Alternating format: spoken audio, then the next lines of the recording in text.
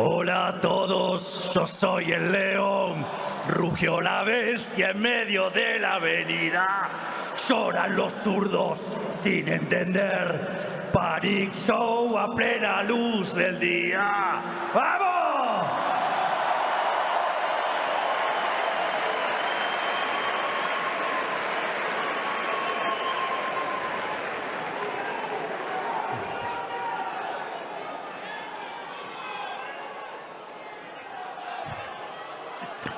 Okay.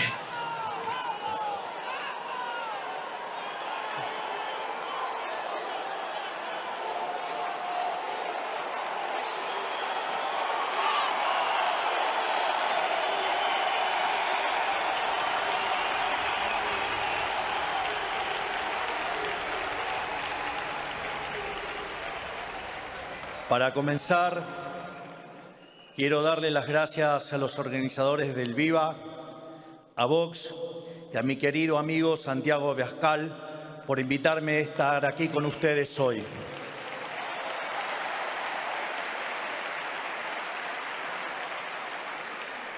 El viernes, presentando mi libro El camino del libertario, contaba que cuando empecé con toda esta peripecia de dar públicamente la batalla cultural, estaba más solo que Adán en el Día de la Madre.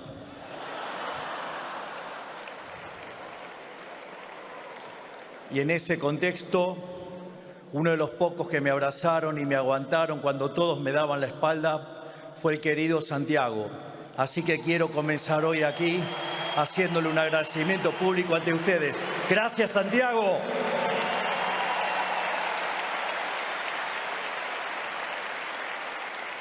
Mirá, Santiago, hasta dónde hemos llegado y cuánto que tenemos por delante. Vengo predicando mi vención del sistema capitalista en auditorios donde la mayoría de los que escuchaban no siempre comparten lo que digo. A veces, inclusive, predicando de frente ante gente que lo detesta, porque se sienten aludidos por mi crítica, como ocurrió, por ejemplo, en el foro de Davos.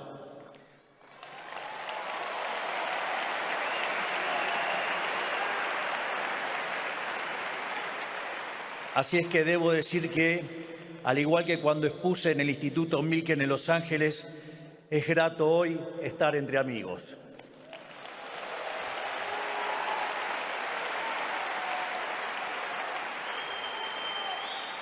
Es reconfortante estar enfrente a un público que comparte nuestras ideas y que es parte de la enorme tarea de dar la batalla cultural frente a quienes quieren imponernos una visión del mundo que no solo es inmoral, sino que es contraria a los valores que hicieron grande a Occidente.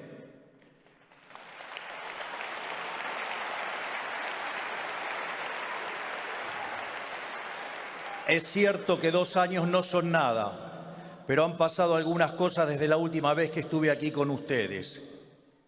Cuando me presenté acá, hace 2 años, era tan solo un diputado nacional que, acompañado solamente por quien ahora ejerce el cargo de vicepresidente de la Nación, enfrentábamos a la totalidad del sistema político en Argentina defendiendo las ideas de la libertad. Quiero decirles que si bien ahora tengo un trabajo un poquito más complicado y algo más particular, nunca he dejado de lado, ni lo haré en el futuro, mi tarea histórica, que es ser un humilde divulgador de las ideas de la libertad.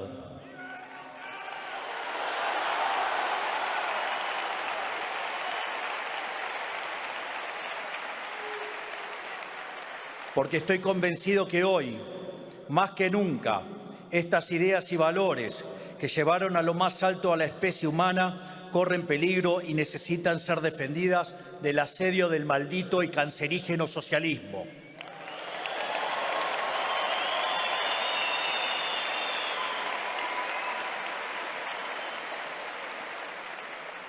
El socialismo, esa ideología que está pintada de una pátina altruista que básicamente esconde lo peor del ser humano, que es la envidia, el odio, el resentimiento, el trato desigual frente a la ley y, si es necesario, el asesinato, porque nunca se olviden que los malditos socialistas asesinaron a 150 millones de seres humanos.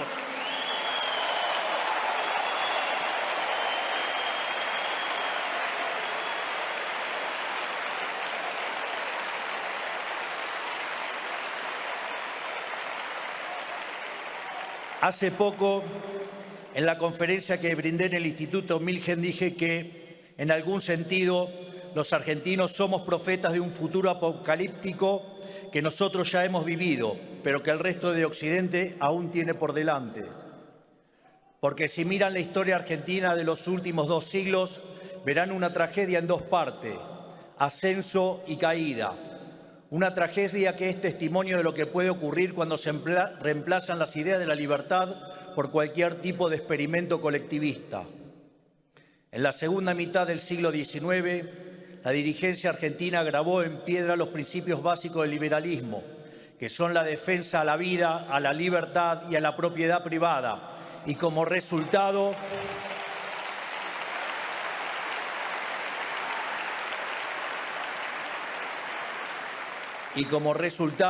vimos el proceso de crecimiento económico más fuerte de nuestra historia.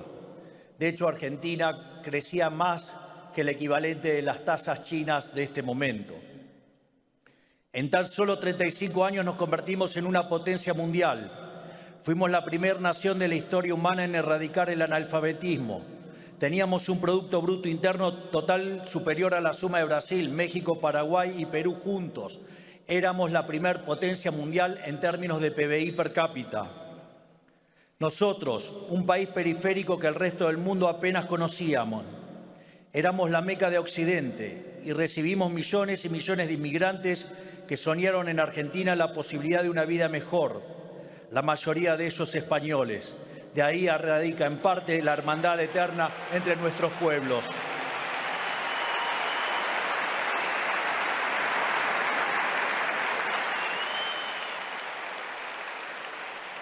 Pero en algún momento de la primera mitad del siglo XX, la dirigencia política se enamoró del Estado, abandonó las ideas de la libertad y las reemplazó por la doctrina de la justicia social, que atenta directamente contra la libertad y la propiedad del individuo. Ahí comenzó el siglo de humillación argentina, 100 años de decadencia en los que se rompieron una y otra vez todas las reglas básicas de la economía para sostener el afán de los políticos de gastar lo que no tenemos. Bajo el delirante pretexto de donde hay una necesidad nace un derecho, Argentina vivió permanentemente con déficit fiscal, con permanente crecimiento del gasto público y una situación que tenía que ser financiada. En primer lugar, los políticos inmorales lo financian con deuda, que no es ni más ni menos que pasarle la fiesta presente a nuestros hijos, a nuestros nietos y a las generaciones futuras.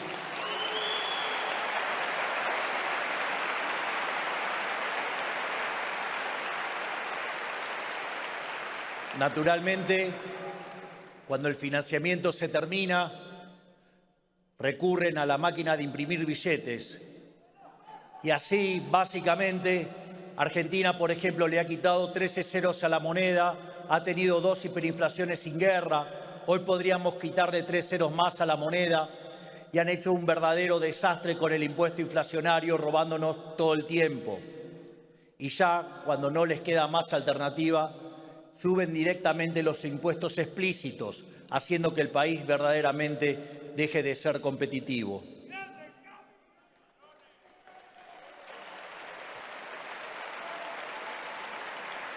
Como resultado de estas medidas, vimos cómo nuestros ciudadanos comenzaron a empobrecerse sistemáticamente, hasta caer al puesto 140 del mundo en el ranking de PBI per cápita, habiendo llegado a multiplicar la pobreza por 10 veces en los últimos 50 años.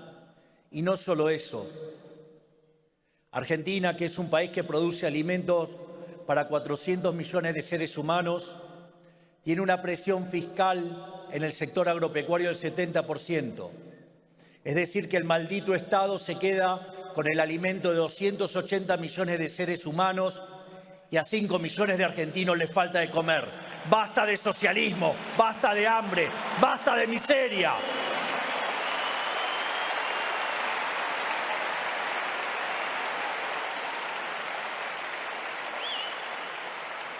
Por eso es cuando hoy miro a Europa hoy y también a los Estados Unidos y veo lentamente cómo van apareciendo pequeñas señales del trágico camino que tristemente recorrió la Argentina.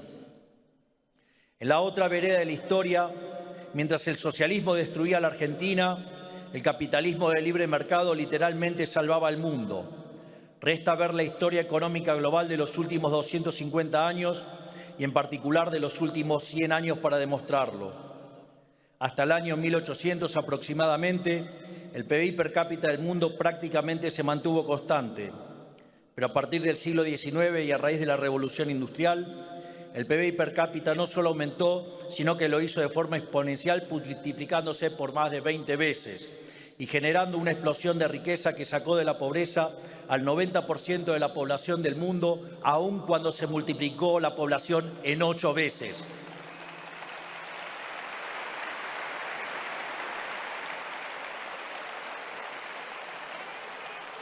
Que lidien con ese dato los malditos aborteros.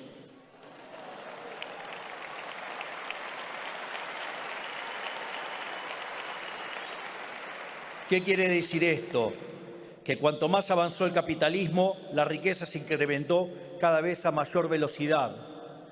Por eso, mientras que en el siglo XIX la tasa de crecimiento del PBI per cápita global fue en promedio del 0,6% anual compuesto, en el periodo comprendido entre 1950 y el 2000, vemos que la tasa de crecimiento fue de 2,1 anual compuesto y si se corrige por la subestimación de las estadísticas, estaríamos arriba del 3 anual compuesto.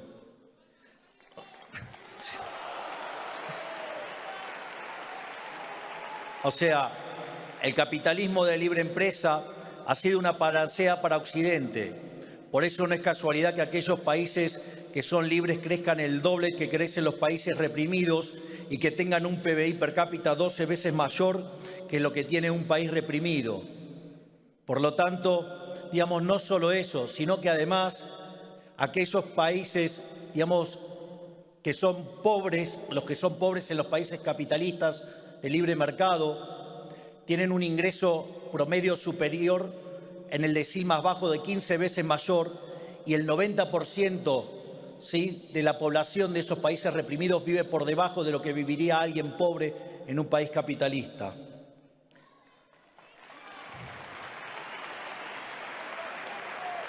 Esto demuestra, a pesar de los llantos de la izquierda, que los mercados libres generan prosperidad para todos, no solo para algunos. No hay caso de país en toda la historia de la humanidad que haya abrazado las ideas de la libertad, que no haya experimentado una explosión de crecimiento y prosperidad para todos. Por el contrario, el socialismo, siempre que se ha intentado, no solo en la Argentina, sino en el mundo entero, ha sido un fracaso en lo económico, ha sido un fracaso en lo social, un fracaso en lo cultural y en muchas ocasiones un fracaso impuesto sobre pilas y pilas de cadáveres sin nombres.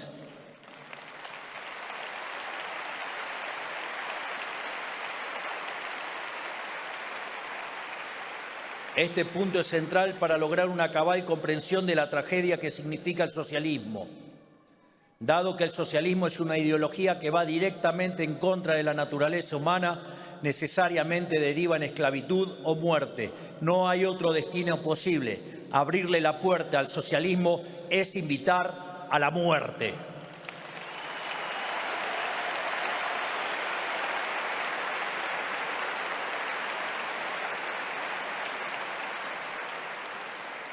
Pero si bien todo esto es obvio, hoy es más importante que nunca señalarlo, porque en las últimas décadas las élites globales lamentablemente han sido cautivadas por los cantos de sirenas socialistas, a través de ideas, discursos y valores que se han colado en el sentido común de nuestras sociedades, promovidos por organismos supranacionales, por ONG, por instituciones educativas y por la industria del entretenimiento y los medios de comunicación. Discursos que dicen que el capitalismo es malo porque es individualista y que el colectivismo es bueno porque es altruista y por lo tanto bregan por la justicia social, que persiguen al privado para que se someta a mandamientos de supuesta moral en cuestiones como el género, la cuestión racial o la cuestión ambiental, que muchas veces terminan atentando directamente contra la libertad y la capacidad de las empresas para generar riqueza, sino también sobre la vida humana.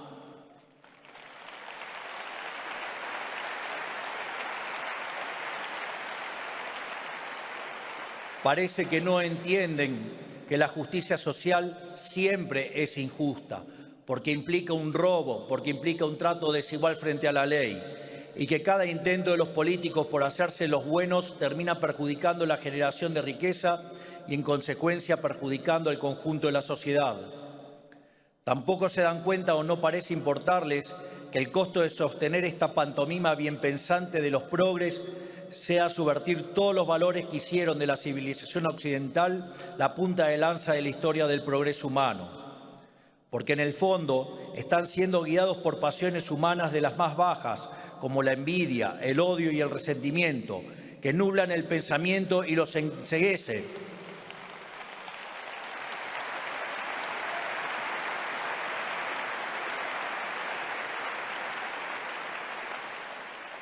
Es más, tanto los enceguece a punto tal que viven proyectando sus miserias en el resto. Por eso, a todos aquellos que se piensan que están salvando el mundo con el Estado presente, con impuestos altos, con cupo de géneros y castigando a los empresarios, yo les digo, ¿saben qué es lo mejor para los trabajadores? Que pacten contratos libremente con sus empleadores.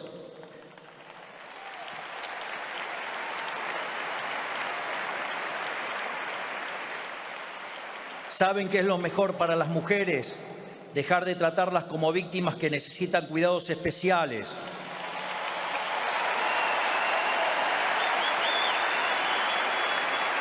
Yo pregunto, ¿acaso los socialistas consideran a las mujeres como seres inferiores para estar otorgándoles privilegios?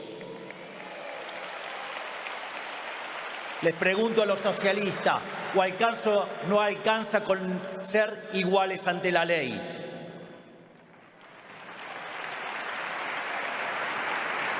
¿Saben qué es lo mejor para el planeta? Dejar el mercado encuentre, como ha hecho siempre, las mejores soluciones. ¿Saben qué es lo mejor para los niños? Un padre y una madre que les conocen mucho mejor que cualquier burócrata.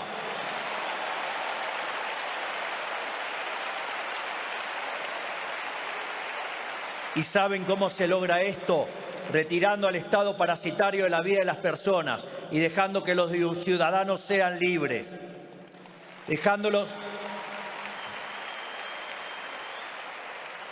Dejándolos asociarse libremente, elegir qué producir, a quién emplear, dónde estudiar, a quién venderle, qué comprar y qué hacer con el fruto del trabajo propio.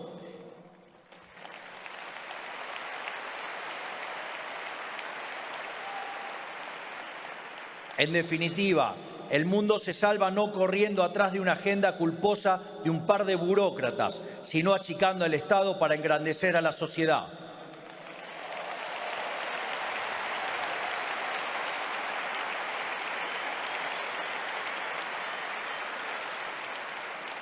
Hay que destruir esa idea parasitaria que ha aprendido en Occidente, que dice que la tarea del Estado, o sea, del burócrata, es controlar cada aspecto de la vida de los ciudadanos. Esa idea de que los políticos deben cuidar a la gente desde la cuna hasta la tumba. Esto no ha sido nunca la tarea del Estado. La tarea del Estado, en caso de existir, es defender la vida, la libertad y la propiedad privada de los individuos.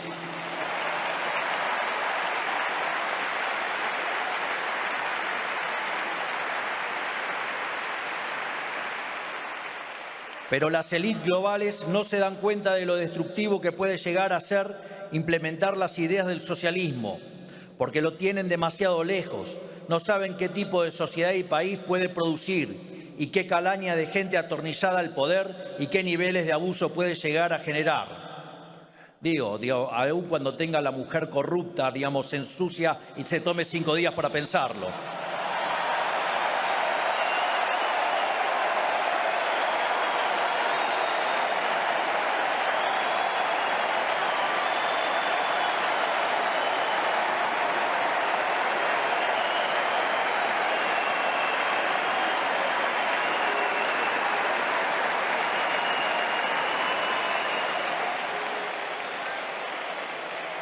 Por eso me toca a mí mostrarle lo que es lo siniestro y nefasto que es el socialismo, porque lo hemos vivido en carne propia, lo sufrimos todos los días, porque la Argentina es un país infectado de socialismo hace décadas.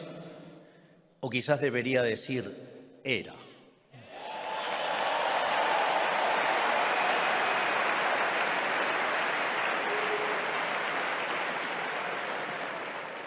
El socialismo conduce a la pobreza y a la muerte. El que diga otra cosa es un ignorante o un mentiroso.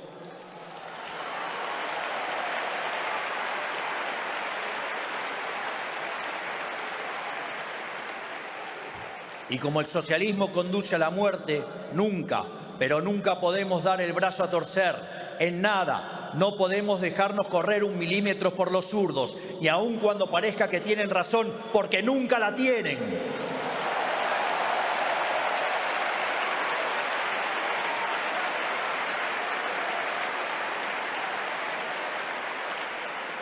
Porque cuando dejemos una rendija abierta, nos atacarán desde una posición mejor para ellos. Se aprovechan de los más débiles de nosotros, de los que no se han ganado la abundancia de la que disfrutan, de los que la han heredado sin saber el sacrificio que implicada, de aquellos, como se saben en falta, los carcome la culpa y quieren usarnos a todos para resolver sus propios problemas. Pero nosotros no somos débiles, nosotros nos hemos ganado lo que tenemos. Nosotros realmente creemos lo que decimos. Nos ha costado sangre y sudor llegar a donde hemos llegado y nadie ni nadie se va a interponer en nuestro camino.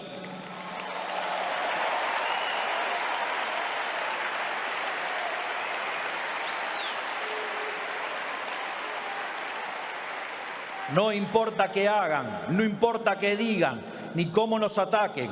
Por eso les digo, me importa un rábano lo que opinen los zurdos.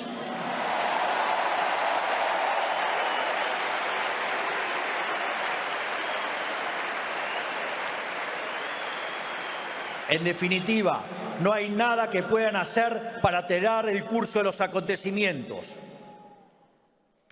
A la luz de las cosas que suelo decir, de las discusiones en las que me suelo meter, muchas veces recibo críticas de distintos actores del establishment y en particular de los ensobrados del periodismo.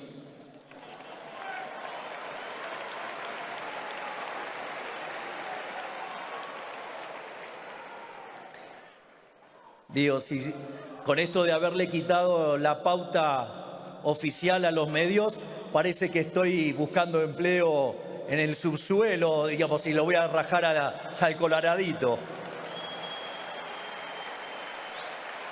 Pero no se hagan problema, ese es zurdo también, así que no me interesa ese negocio.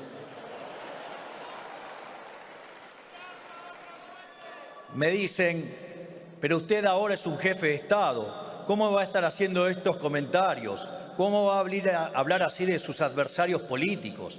¿Cómo va a hablar así de otros mandatarios internacionales?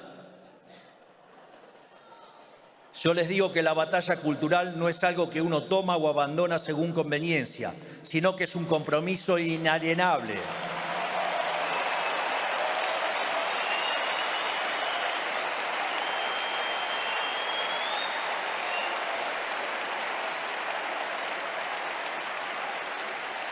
Todos los que estamos comprometidos con la causa de la libertad vamos a defender nuestras ideas desde el lugar que nos toque ocupar, ya sea como un simple economista que vive de las conferencias que brinda y los libros que vende, como era yo hasta hace unos pocos años, o un presidente como me toca ser ahora.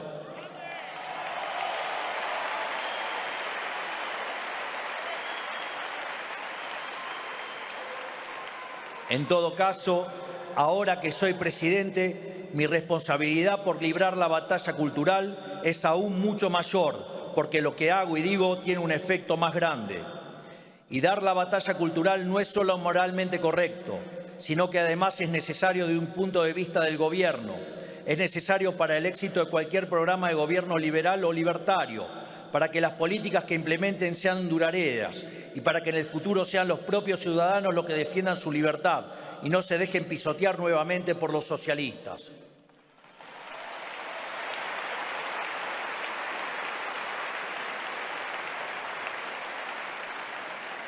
Porque además es importante alzar la voz, porque nuestros adversarios siempre juegan con ventaja, porque tienen su gente metida en todos los niveles del Estado, tienen la fuerza de los sindicatos y de las organizaciones sociales, tienen a los empresarios prebendarios que viven del Estado y lo financian, tienen los organismos supranacionales, las organizaciones no gubernamentales, los medios de comunicación y la industria del entretenimiento.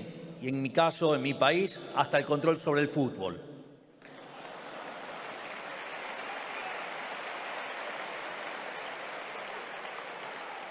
En ese sentido, hay que reconocer que han hecho un trabajo formidable en términos de lo que Antonio Gramsci llamaría la construcción de una verdadera hegemonía global. Si todos los que creemos en la vida, la libertad y la propiedad no hacemos nada, estamos condenados. Si todos los que creemos en los valores que hicieron de Occidente la civilización más próspera de la historia no hacemos nada, estamos condenados. Por eso,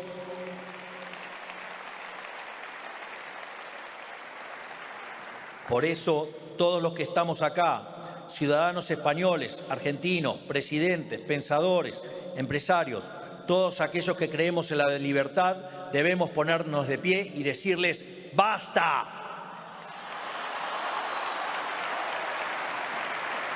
Basta al odio, al resentimiento y a la envidia que implica el socialismo. Basta al autoflagelamiento y la culpa de Occidente. Basta a la pretensión de vivir en un mundo de cristal sin que nadie se pueda sentir ofendido. Basta de la intromisión del Estado en todos y cada uno de los aspectos de nuestra vida. Volvamos a defender los valores que hicieron grande a Occidente. Volvamos a defender la vida, la libertad y la propiedad.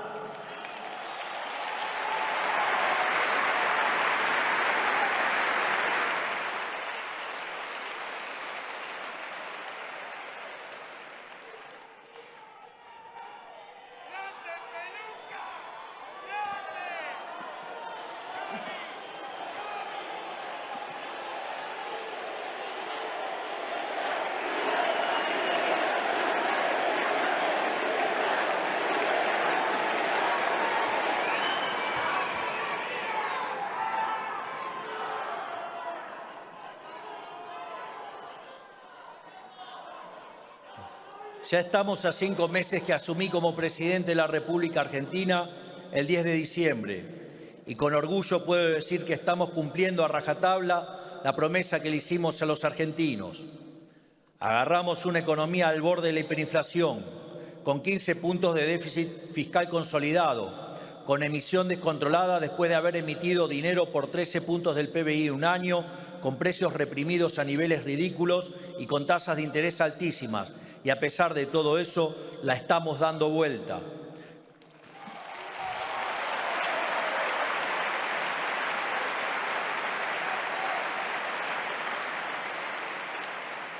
Con un esfuerzo enorme por parte de todos los argentinos, pero lentamente la estamos dando vuelta. Hemos reducido sistemáticamente la inflación mes tras mes hasta lograr una inflación de un dígito mensual. Hemos bajado la tasa de interés sin que se dispare la inflación y sin que se dispare el tipo de cambio. Estamos haciendo el ajuste más grande y abrupto de la historia humana y para el espanto de todo el surderío, la sociedad nos sigue apoyando con la misma convicción que el 10 de diciembre.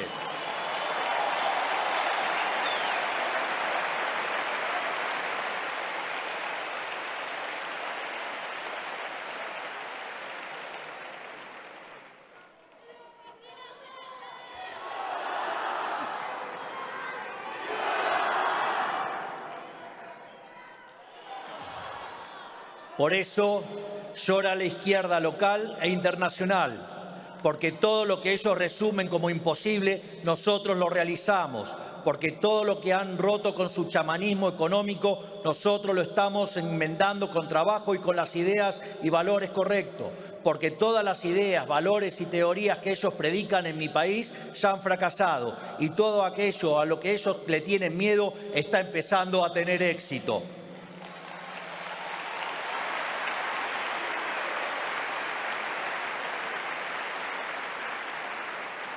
Y también porque le estamos demostrando al mundo que inclusive en la peor adversidad, inclusive cargando con la peor herencia económica de la historia del país, inclusive siendo el gobierno con menos poder institucional de la historia, e inclusive con toda la política, los medios y los empresarios prebendarios en contra, quienes esgrimimos la verdad en un puño y en convicción en el otro podemos perseverar y salir triunfantes.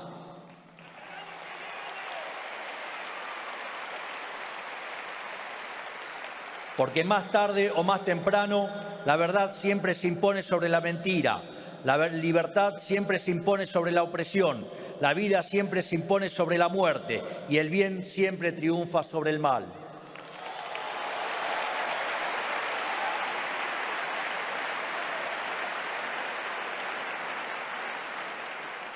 Por todo esto, quiero decirles que soy un optimista. Cada vez son más los pueblos del mundo que se rebelan contra el maldito mandato socialista. Y lo hacen porque, a diferencia de los socialistas, nosotros confiamos en los ciudadanos. No pensamos que hay que tratarlos como a niños en un jardín de infantes.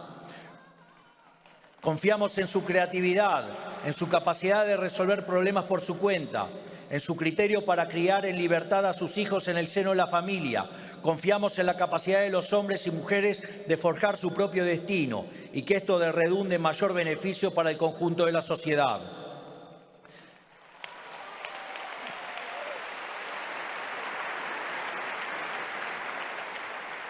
Y esta confianza que tenemos en el ciudadano común, tarde o temprano vuelve, porque para obtener confianza hay que dar confianza.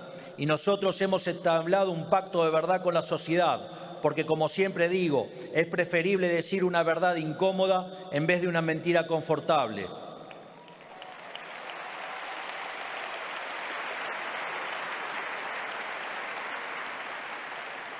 Por todo esto, quiero comprometerme con todos ustedes y decirles que no les voy a fallar.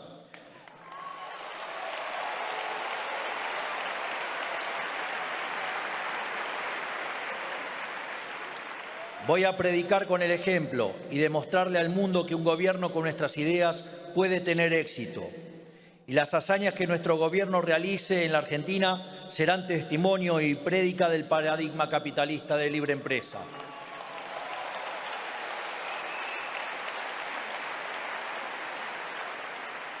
Pero no serán ningún milagro, sino la consecuencia necesaria del ejercicio de las ideas correctas, porque la libertad es el único camino posible a la prosperidad.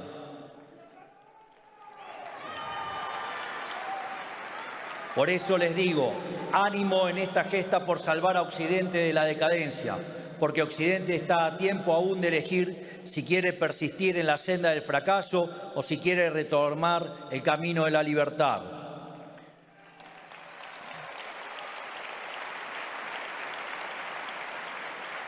Finalmente, les quiero dejar una frase de uno de los mayores pensadores del siglo XX, que fue Ludwig von Mises, y que además demostró la imposibilidad del socialismo ya en 1922 con su famoso tratado El socialismo. Mises sostenía que el socialismo es una alternativa al capitalismo, como el cianuro de potasio es una alternativa al agua.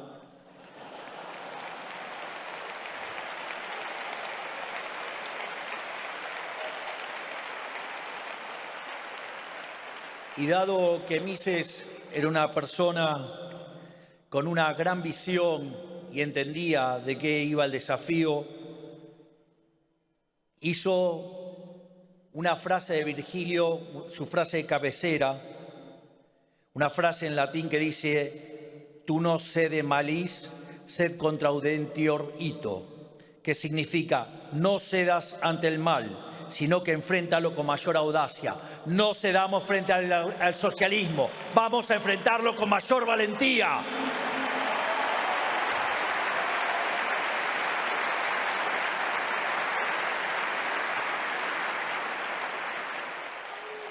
Naturalmente, parece una tarea titánica, parece que somos pocos, pero no tenemos nada que temer. Porque la victoria en el campo de batalla no depende de la cantidad de soldados, sino de las fuerzas que vienen del cielo. ¡Viva la libertad, carajo! ¡Viva la libertad, carajo! ¡Viva la libertad, carajo! Muchas gracias. Gracias, Santiago. Gracias, Vox. Gracias a todos. Gracias. Muchas gracias.